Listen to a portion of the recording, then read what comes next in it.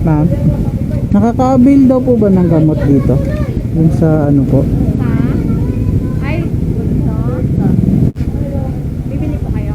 Hindi sana, kung ano daw, kung makaka-avail ba? Mayroon na ba? Wala pa? Ano po ito? Ganito yung present yung na doon sa ano?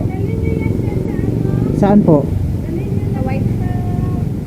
Akyat lang kayo sa mayor's office. May tanong mo doon sa mga tao niya kung paano magbuka ng guarantee letter.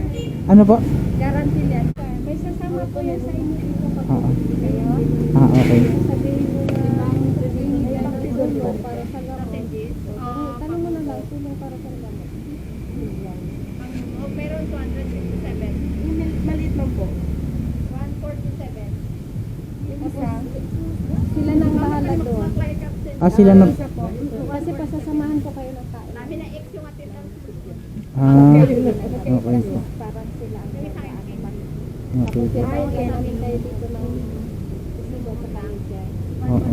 Tapos po, ito po available po sa inyo. Hindi dito ang meron ang wala. Yung may mga check o yung... Ang X yun ang meron o yun ang Opo. wala? Yun yung meron na... Oh, Ha? Sana problema. hindi na inexan yung...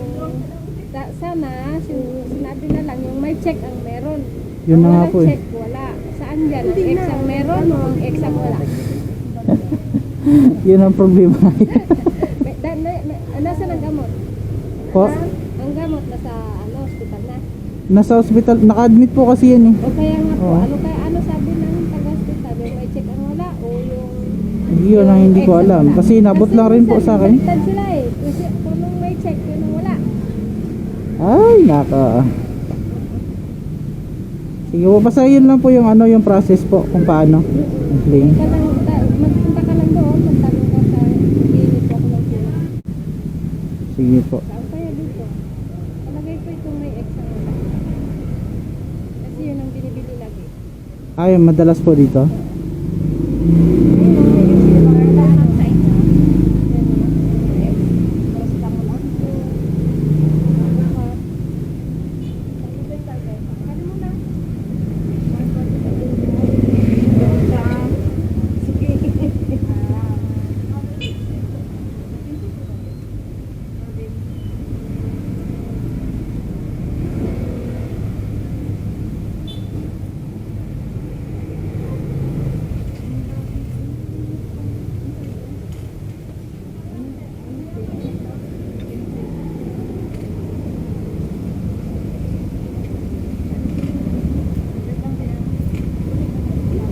Po.